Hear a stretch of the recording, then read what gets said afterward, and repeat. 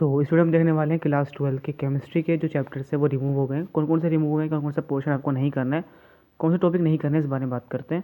पिछले वीडियो में बात करिए फिजिक्स के बारे में, इस वीडियो में बात करने वाले हैं केमिस्ट्री के बारे में। तो पहला चैप्टर है सॉलिड स्टेट।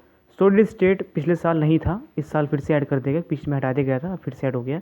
इसमें आपको क्या क्या नहीं पढ़ना है आपको ध्यान रखना है। इसके बाद इलेक्ट्रिकल एंड मैग्नेटिक प्रॉपर्टीज आपको नहीं पढ़नी है।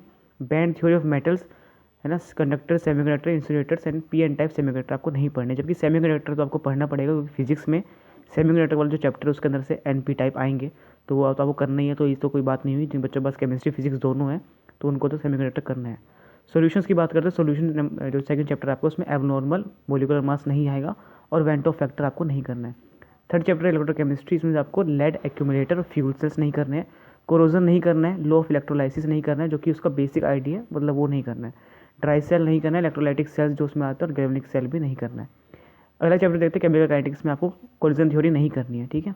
कोलिजन थ्योरी जो उसमें एलिमेंट्री जो उसके बेसिक कंसेप्ट है, बेसिक है जो सिर्फ कोलिजन थ्योरी बहुत हाई लेवल की भी है, वो नहीं आपके 12th लेवल पे जो थ्योरी है उसकी वो आपको नहीं करनी है। एक्टिवेशन एनर्जी नहीं करनी है, एनएस इक्वेशन भी आपको नहीं करनी है। एनएस इक्वेशन में काफ़ी ज़्यादा सवाल बनते हैं, जो बच्चे कॉम्पिटेटिव की तैयारी कर रहे हैं इस इक्वेशन को जरूर कर लें। बात करते हैं सर्फेस केमिस्ट्री की, जो फिफ्थ चैप्टर है, इसमें आपको इमल्जन नहीं करने हैं, टाइप्स ऑफ इमल्जन, कैटालिसिस नहीं आएगा, होमोजेनस भी नहीं आएगा, हाइड्रोजेनस भी दोनों नहीं आएंगे, ये दोनों कैटालिसिस आपको नहीं करने हैं। एक्टिविटी और सिलेक्टिविटी सॉलिड कैटलिस्ट की नहीं करनी है, एंजाइम कैटलिसिस भी आपको नहीं करना है। सिक्स चैप्टर तो पूरा हटा देगा, जनरल प्रिंसिपल वाला है वो बिल्कुल हटा देगा, वो आपको करना ही नहीं है। सेवन चैप्टर में से पी ब्लॉक में देखते हैं, तो पी ब्लॉक में आपका जो फोस्फीन है उसकी प्रिपरेशन कैसी होती है, क्या प्रॉपर्टीज़ होती हैं, फोस्फीन क्या होता है, आपको नहीं पढ़ना है। बोर्ड के बारे में बात करूँ, जो बोर्ड की तैयारी कर रहे हैं, सिर्फ बोर्ड में फोकस कर रहे हैं उनके लिए। सल्फ्यूरिक एसिड में आपको जो उसका इंडस्ट्रियल प्रोसेस होता है मैन्युफैक्चर का, वो नहीं करना है।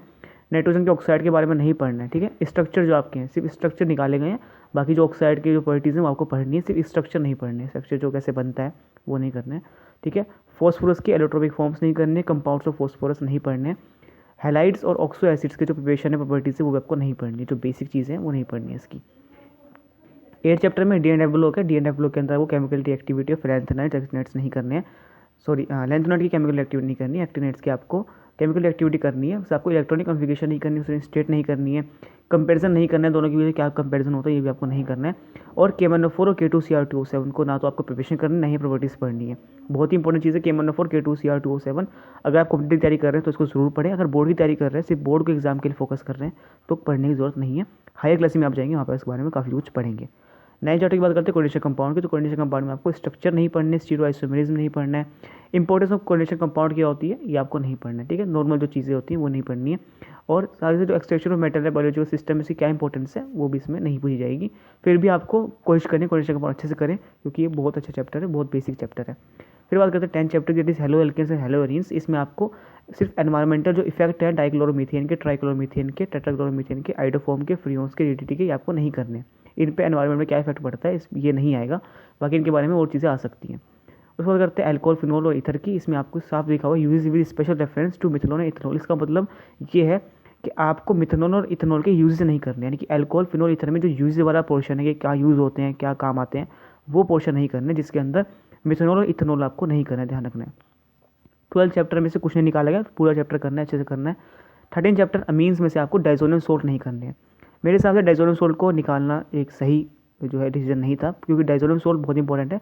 कोई भी रिएक्शन आप डाइजोनियम सोल्ट से कर सकते हैं, कोई भी कन्वर्जन अगर आ रहा है ना एग्जाम में कि आप इससे ये बनाइए, तो आपको डाइजोनियम सोल्ट की हेल्प लेके आप बहुत ईजिली बना सकते हो।